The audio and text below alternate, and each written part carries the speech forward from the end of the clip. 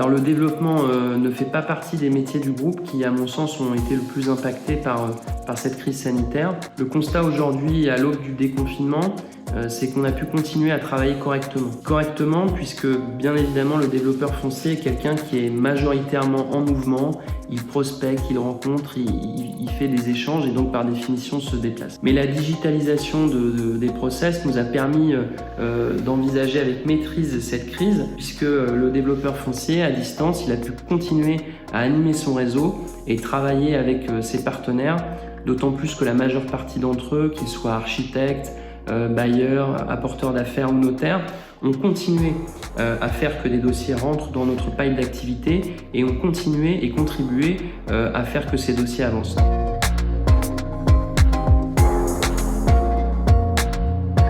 Alors en propos liminaire, ces derniers mois en Ile-de-France, on a privilégié une stratégie de développement plutôt centrée sur le diffus. Ceci étant dit, on a vocation à monter en puissance sur les appels d'offres dans les mois à venir et je dirais que la situation actuelle a été plutôt favorable à ce type de dossier. Avec pas mal de sujets qui ont émergé, pas mal de sujets en cours et notamment certains qui ont été lancés pendant la période Covid-19 par des aménageurs, par des collectivités.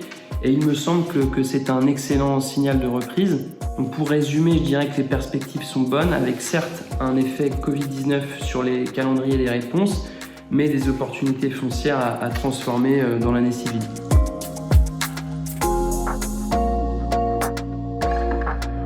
Alors on va se projeter dans les prochaines semaines et prochains mois avec encore plus d'envie et d'engagement pour réussir les défis qui sont les nôtres malgré ce contexte difficile. La campagne de communication qu'on a lancée récemment et au sein de laquelle nous expliquions que travailler était essentiel pour la reprise économique de demain, bien, je pense que ce message il doit être au cœur de notre reprise d'activité sur le territoire. Donc oui, il faudra encore bousculer nos habitudes, encore s'adapter et faire preuve d'agilité. Mais je crois que voilà, il est de notre responsabilité à chacun et chacune de faire en sorte que la crise économique qui se profile soit la plus circonscrite possible.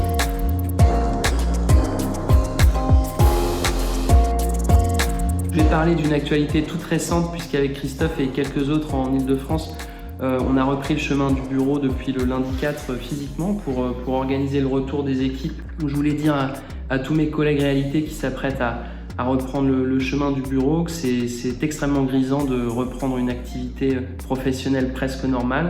Donc oui, il y a une forme d'appréhension, oui, il y a des gestes barrières à respecter pour se protéger du virus et protéger les autres. Mais soyons extrêmement positifs sur ce qui se profile devant nous et résistons à l'épidémie de la peur.